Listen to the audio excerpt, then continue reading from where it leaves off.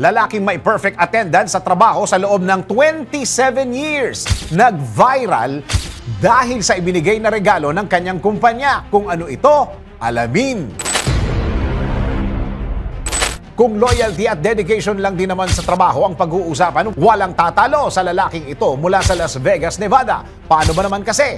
Sa 27 taon nitong pagtatrabaho, ni minsan ay hindi ito umabsent na naging dahilan para makatanggap ito ng munting regalo mula sa kanyang mga boss. Kung ano ang naging kapalit ng pagiging dedicated ng lalaki sa kanyang trabaho, eto.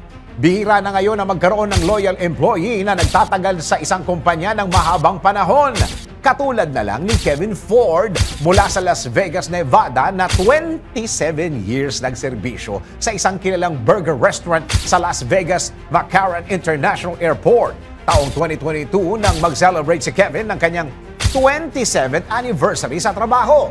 Bilang appreciation sa kanyang mahabang pagsiservisyo, binigyan ito ng kanyang supervisor ng regalo. Naglalaman ang nasabing regalo ng movie ticket, tumbler mula sa isang kilalang coffee shop at candies at chocolates.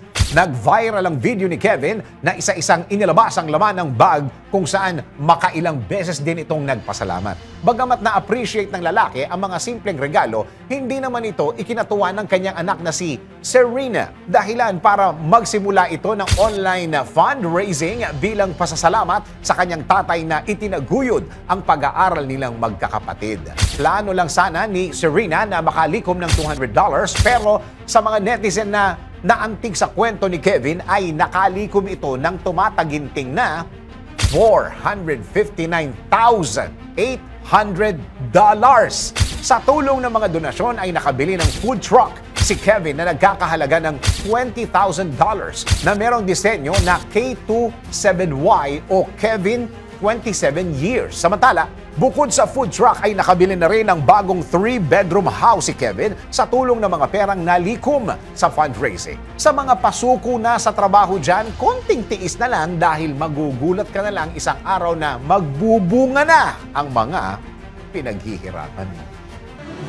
DWIZ Research Report. Report. Thanks for watching. Ito po ang Aliw Broadcasting Corporation stations DWIZ 882, DWIZ News FM Regional, Home Radio 97.9, DWIZ News TV at Aliw Channel 23 nationwide. Kami po'y nagbabalita ng tama, naglilingkod ng tama. Like, subscribe, and follow.